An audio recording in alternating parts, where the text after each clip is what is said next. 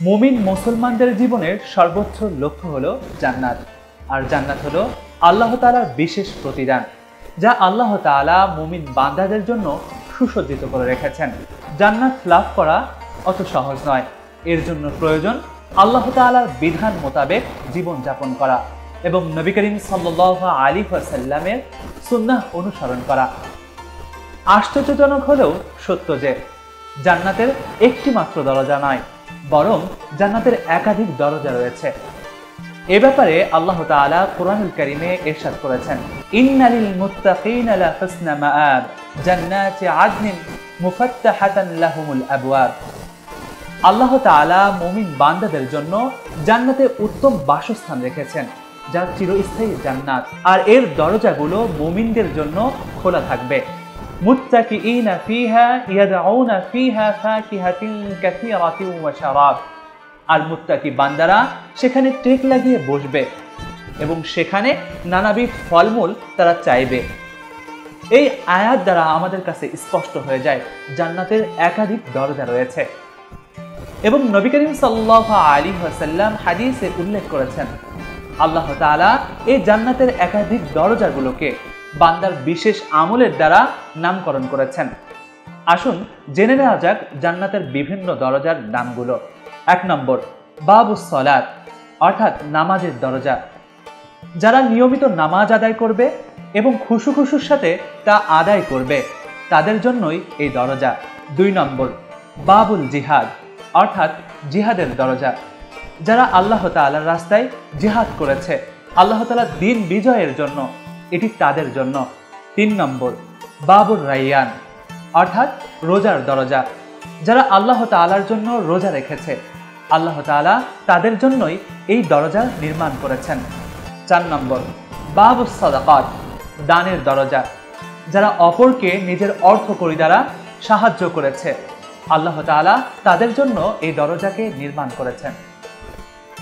5 নম্বর, বাবুল ঈমান, ঈমানের দরজা। অর্থাৎ যারা আল্লাহ তাআলাকে সঠিকভাবে বিশ্বাস করেছেন এবং আল্লাহ তাআলা যে এক এটা হৃদয়ে ধারণ করেছেন, এটি তাদের জন্য। 6 নম্বর, বাবুল কাযিমিনা ওয়াল গায়যা ওয়াল আফিনা আনিন নাস, রাগ দমন এবং ক্ষমাকারীর দরজা। যারা দুনিয়াতে নিজেদের ক্রোধকে দমন করেছে এবং আল্লাহ তাআলার জন্য অপরকে ক্ষমা করে দিয়েছে, এটি তাদের জন্যই আল্লাহ তাআলা নির্মাণ করেছেন। 7 নম্বর, বাবুর রাদিয়ান, সন্তুষ্টির দরজা। যারা আল্লাহ তাআলার উপরে সন্তুষ্ট এবং আল্লাহ তাআলাও যাদের উপরে সন্তুষ্ট, এই দরজা তাদের জন্য।